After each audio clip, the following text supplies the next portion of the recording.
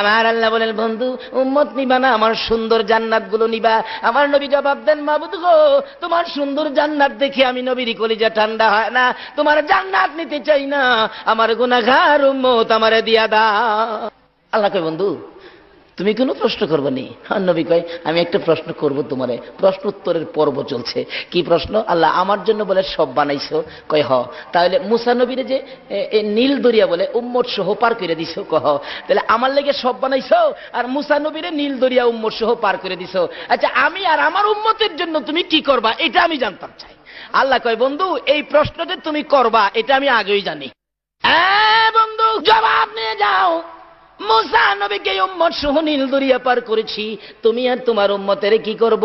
বন্ধু গো, মুসাকে নীল দরিয়া উম্মত সহ, তুমি আর তোমার উম্মতের দুনিয়ার কোনো দরিয়া নয়, কথা দিলাম তুমি আর তোমার উম্মতের আমি ফুলসিরাতের ফুল পার করে দিব।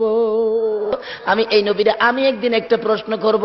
মুসার এবার প্রশ্ন করবেন জিবরাইল, মনে মনে রাখলেন। প্রশ্নটা আদায় করলেন কোন দিন? যেদিন উহুদের জমিন কায়েম হয়েছিল।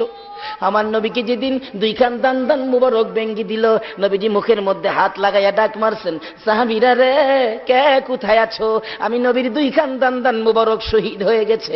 আবার আঘাত করলে মাথার লোহার টুপি ভেঙ্গে টুকরা হইয়া মাথার ভিতরে ঢুকে গেলে মাথায় হাতটা লাগাইয়া ডাক মারছে, সাহাবীরা রে আমার মাথাও ভেঙ্গে গেছে। এই বলে আমার নবী মাথা চক্কর মেরে জমিনে পড়ে গেছে। তারপরও আমার নবীকে মারতেছে জীবনের শেষ বিদায় করে দেওয়ার জন্য।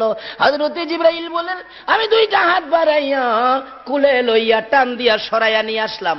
আইনা উহুদ পাহাড়ের মাঝামাঝি, নিচ থেকে দেখা যাবে না এমন একটা জায়গায় আমার নবীকে নিয়ে জিবরাইল দাঁড়াইয়া পাথরের দিকে লক্ষ্য করে ডাকতেছেন, উহুদের পাহাড় ও পাথর দেখ, যেই নবী না হইলে তুই হতি না, আমি জিবরাইলও হতাম না রে পাথর। নবীরে মারতে মারতে কি অবস্থা করেছে, একটু বিছানার ব্যবস্থা করে দে, আমি আল্লাহর হাবিবকে শুয়াইয়া রাখি। জিবরাইল বলেন, এই কথা বল